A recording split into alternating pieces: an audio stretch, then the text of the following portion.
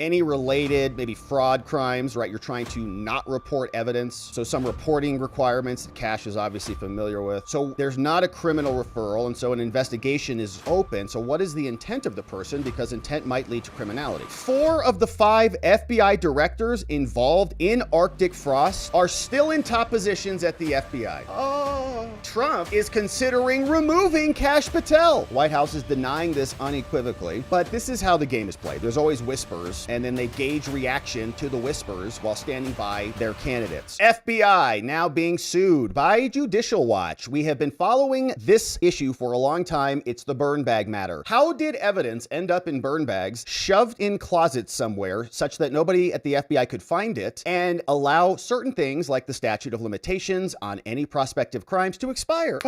And then you go in and you find the evidence, and it's years later. There's nothing you can do about it. How very convenient. So we want to know what was in those burn bags. More importantly, who put them in the burn bags, who moved them into the closet, and then a follow-up question. Are those people still at the FBI? Do they still work there? Judicial Watch now wants to dig into it. They filed a lawsuit on this, and Cash Patel was communicating about this with Catherine Herridge over on her new show, which is called Straight to the Point with Catherine Herridge. We also had more emails come out from the Judiciary Committees, both on the House and the Senate side. Emails dropped from Chuck Grassley showing Jack Smith and the DOJ and these FBI goons all colluding to attack oppositional congresspeople. So all those emails and more reaction coming up. But the lawsuit announced by Judicial Watch, they said, hey, guess what, everybody? We are now suing the Justice Department, FBI is under them, for FBI records that were found in the secret room that nobody wants to talk about. Judicial Watch filed a FOIA request against the DOJ for these hidden records because apparently they came from the James Comey era, and they were just days away from escaping prosecution because of the statute of limitations. So James Comey, of course, we also saw that there was an interview with Deputy Director Dan Bongino. We know Comey was spying on Trump. He was the Obama administration's go-to guy, trying to set Trump up to be toppled from the campaign and then from office. These hidden room documents, writes Judicial Watch, may contain additional smoking guns. And so now we're suing. And we're suing in DC. Why? Because the FBI in June of this year failed to respond to a FOIA request. All documents referenced by Dan Bongino,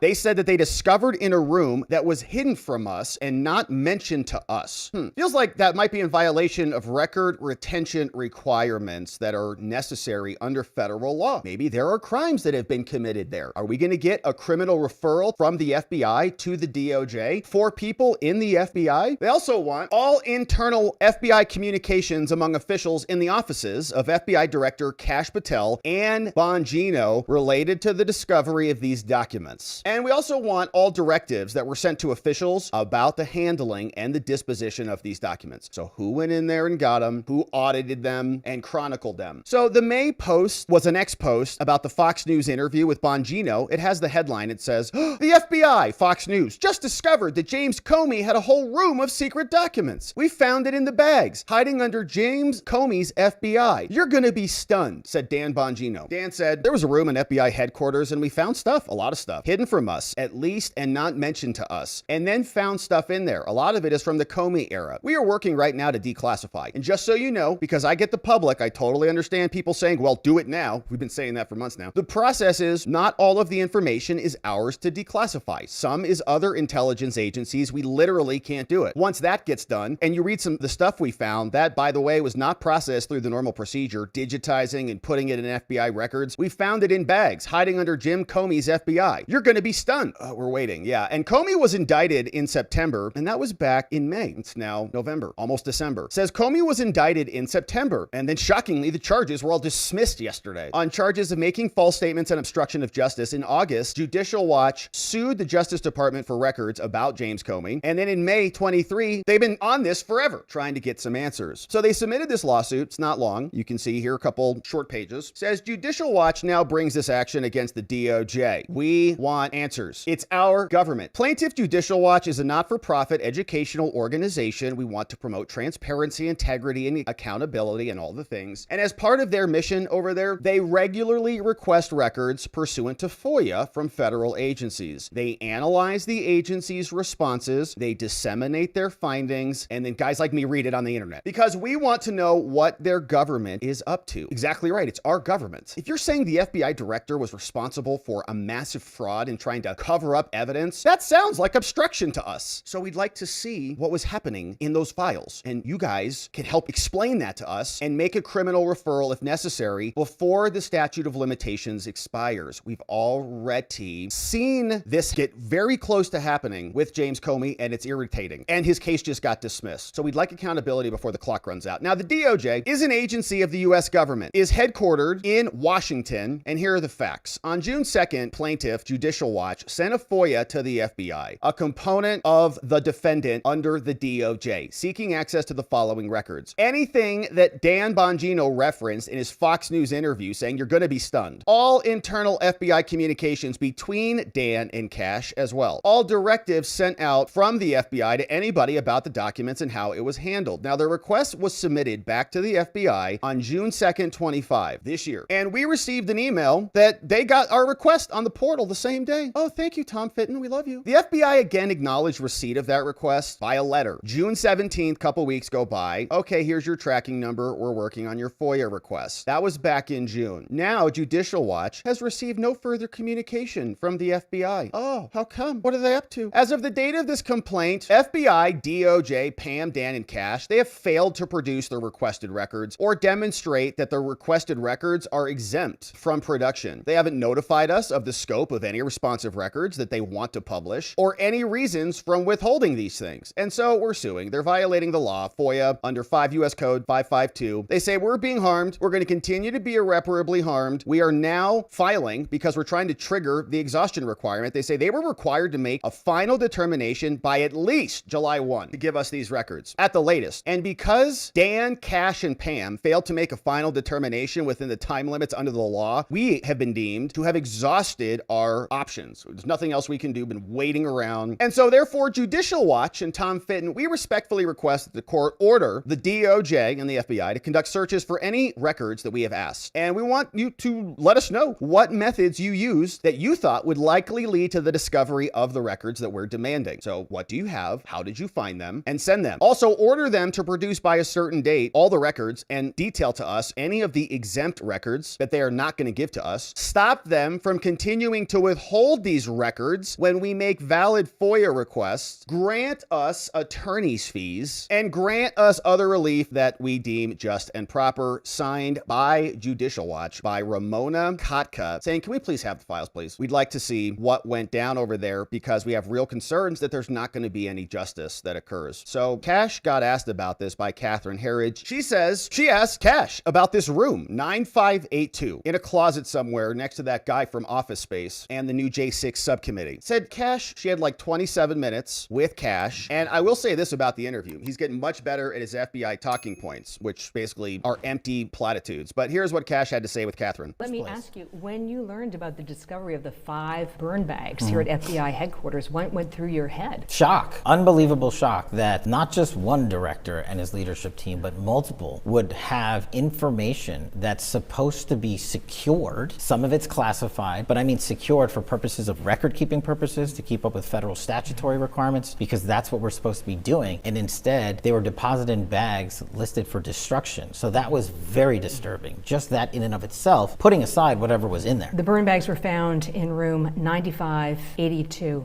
That's a secure facility. I'm told by former agents that it would have some sort of access system or a key card system. Does FBI leadership have a good idea who put the burn bags in that room? We do. You know for sure, or you have a good universe of suspects? You know who put the burn bags there. What was the intent of the person who put the burn bags in room 9582? Was it to preserve them to be discovered later, or to make sure they were destroyed? Well, those are the questions we're answering for the public and for this investigation, because well, you haven't answered those at all. So an answer better be coming, because it sounds like there might be some criminality. Now, Catherine Herridge is doing the right thing and saying, okay, so you know the identity of the person. We haven't seen any criminal referrals for obstruction or any related maybe fraud crimes, right? You're trying to not report evidence. So some reporting requirements that Cash is obviously familiar with. So there's not a criminal referral. And so an investigation is open. So what is the intent of the person? Because intent might lead to criminality. Not only are we not in the business of not exonerating people, but we're in the business business of taking our investigative findings and working with Congress to say, look, even though we did not or did reach a legal conclusion on the matter, this is of such public importance in terms of the weaponization of government that happened, who are people like President Trump were targeted, including myself. Yeah. And more senators that we just revealed thanks to this FBI's work in uncovering not just the burn bag, but other material related to Arctic frost. What we want to do is find a public forum to display that information. And we believe that until our investigations conclude, we will be limited in what we can produce. It sounds to me like you know the answer to that question. I do. That's what I thought.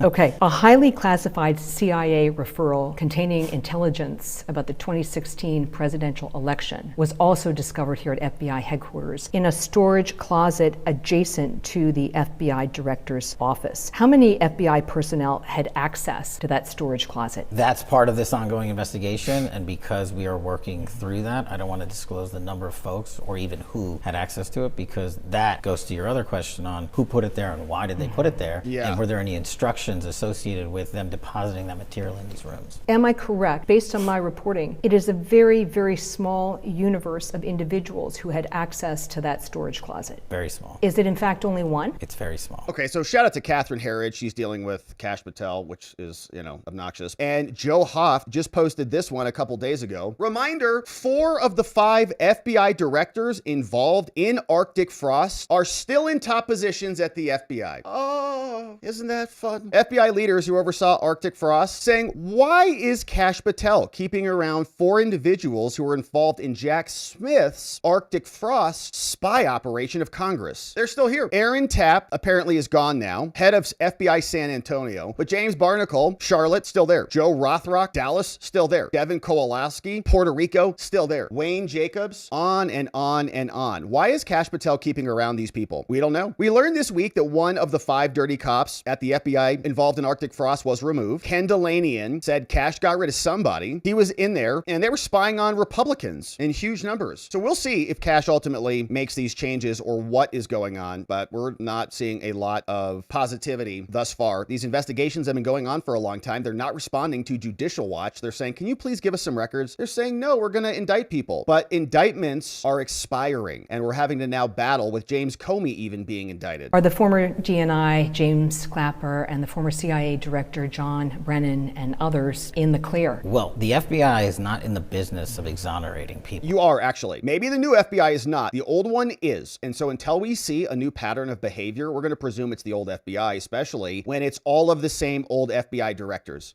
This FBI will be in the business following the facts and the law. And as you've noted, and you followed greatly with our engagement with Congress, a number of these individuals, including the ones you have just listed, are being examined. And our scope of that will continue until we reach a finality of a conclusion. We'll see what happens. I hope that we do see some action because currently nobody has been prosecuted for Arctic frost. And the one guy who was prosecuted for lying to Congress about Trump coup was James Comey, and his indictment just got dismissed, and Pam Bondi couldn't even answer questions about it without reading from her card yesterday. So we've got this new report from MS Now. They say Trump is considering removing Cash Patel. White House is denying this unequivocally, but this is how the game is played. There's always whispers, and then they gauge reaction to the whispers while standing by their candidates. So Trump is considering removing Cash. Here's what MS Now says. It's capturing a lot of attention. A lot of even conservative accounts are reposting this on X right now saying, whoa, Cash is in trouble because of this story reported by 3 people. It's MS Now. These people are, many of them, Ken especially, are hacks. So take it for what it's worth. But here is the whisper. Trump is considering removing Cash Patel in the coming months as he and top aides have grown increasingly frustrated by the unflattering headlines he's recently generated. Under scrutiny for his jet and using his security detail to protect his girlfriend. Trump and White House aides have confided to allies that the president is eyeing removing Patel and is considering top FBI official Andrew Bailey, who is the co-deputy director with Dan. That is according to 3 people that they're hearing from. White House, again, I'll share with you, is refuting it unequivocally. Patel is described as being on thin ice. His ouster appears closer than ever, with Bailey as the logical replacement. 2 of the sources with knowledge said, though Trump could change his mind in the weeks to come. White House spokeswoman Abigail Jackson responded. They said, what? Here's their first comment. President Trump has assembled the most talented and impressive administration in history, and they are doing an excellent job carrying out the president's agenda. FBI Director Patel is a critical member of the president's team, and he is working tirelessly to restore the integrity to the FBI. Well, we hope so. Then Patel was present today at the turkey pardon, and Trump commended him, said he's very busy doing a great job, and people applauded Cash. Then Caroline Leavitt came out today and said, "We stand by Cash unequivocally. In fact, we just took a picture together in front of the Declaration of Independence," it says here. "The story is completely made up," says Caroline. "In fact, when this fake news was published, I was in the Oval Office where Trump was meeting with his law enforcement team, including Cash. I read the headline to the president and he laughed. He said, 'What? That's totally false. Come on, Cash. Let's take a picture to show them you're doing a great job.' Here they are. Great job, Cash." We want Cash to succeed, but we are going to judge the FBI by its fruits, not by their media stings. We'll see what happens and how the DOJ responds. They can just hand over the files. We understand the nature of sensitive investigations and all of those things. We don't want to corrupt them, but we also want progress and accountability and transparency, which is what they promised us. And we're almost a year into this thing. So hopefully we start to see some results soon. We'll keep our eye on it. Thank you for subscribing and joining as we do.